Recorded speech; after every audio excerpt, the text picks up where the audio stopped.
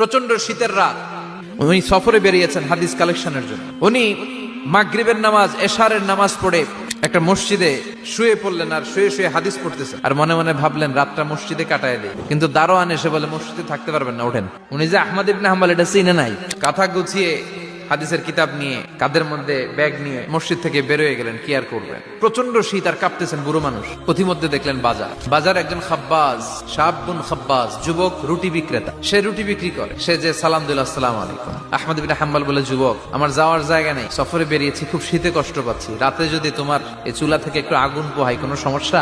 যুবক বলে, না না, সমস্যা না, আহলান ওয়া সাহলান, বসে আমদে আসেন আসেন, আপনি আগুন পোহাইলে আমার সমস্যা কি? আল্লাহ শুকরিয়া করে উনি বসলেন আর আগুন পোহাচ্ছেন। আর খেয়াল করলেন যুবক রুটি বানায় আর পরে আস্তাগফিরুল্লাহ, রুটির দলা বানায় পরে আস্তাগফিরুল্লাহ, খামির বানায় আর পরে আস্তাগফিরুল্লাহ, খালি এইটাই পড়তেছে। ইমাম আহমদ ইবনে হাম্বল তো অবাক, কিরে এটা আবার কেমন যুবক, খালি আস্তাগফিরুল্লাহ। উনি প্রশ্ন করলেন, যুবক, ঘটনা কি? আসার পর থেকেই তোমার দেখতেছি তুমি রুটি বানাও, রুটি বিক্রি করো আর পড়ো আস্তাগফিরুল্লাহ।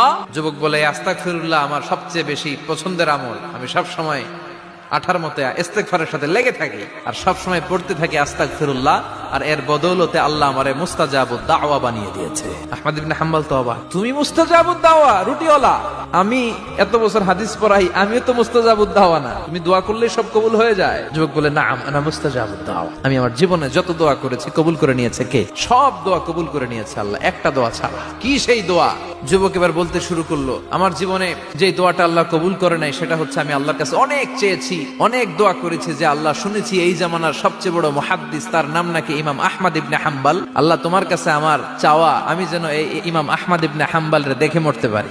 আহমদ ইবনে হাম্বল আবেগপ্রবণ হয়ে গেলেন, চোখের পানি ছেড়ে দিলেন, বললেন, যুবক, তোমার এই দোয়াটাও কবুল হয়ে গিয়েছে।